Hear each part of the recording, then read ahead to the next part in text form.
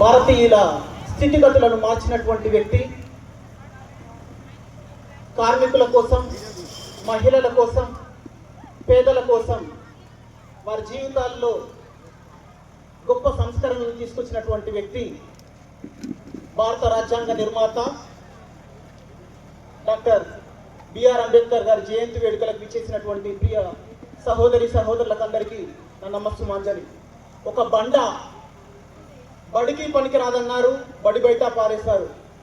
గుడికి పనికిరాదన్నారు, గుడి బయట పారేశారు.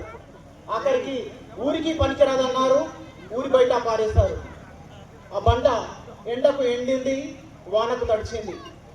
ఆ బండ ఎన్నో అవమానాలను తట్టుకుంటూ, మరెన్నో నిందలను నెట్టుకుంటూ, జీవితం అనే పాఠాలను చదువుకుంటూ, ఎన్నో ఉత్తమ శిఖరాలను ఎక్కుకుంటూ, అనునిత్యం తనకు తానే చెప్పుకుంటూ, ఎక్కడో ఊరి బయట పరేసినటువంటి ఆ బండ వచ్చి నిలువెత్తు విగ్రహమై ప్రతి ఊరి మధ్యలో నిల్చుంది.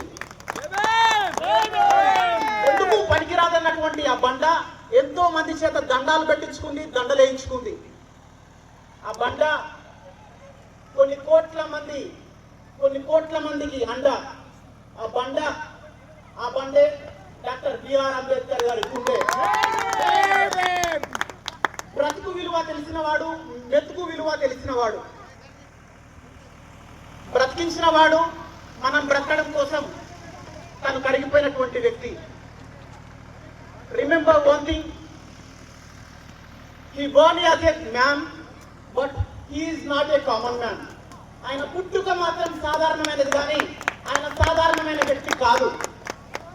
దక్కవాడలో పుట్టి పేదరికంలో పెరిగి బడిలో చివరన గుడికి దూరంగా కులతత్వపు అడ్డు గీతలు, కోటి ప్రశ్నలు లేవనెత్తగా, ఎటు చూసిన అజ్ఞానం, చుట్టూరా అంధకారం, బాధలు, ఈసడింపులు, బానిస బ్రతుకుల విముక్తి కోసం దేశాలెన్నో తిరిగి శాస్త్రాలెన్నో చదివి మానవత్వపు విలువల నుంచి మతతత్వానికి హద్దులు జరిపి నీవు కూర్చిన రాజ్యాంగం జాతి జనుల కరదీపం, దీనులకు నిరుపేదలకు బ్రతుకునిచ్చిన అంబేద్కర్ రుణపడ్డది నీకు భర్త జాతి, రుణపడ్డది నీకు భర్త జాతి, రుణపడ్డది నీకు భర్త జాతి.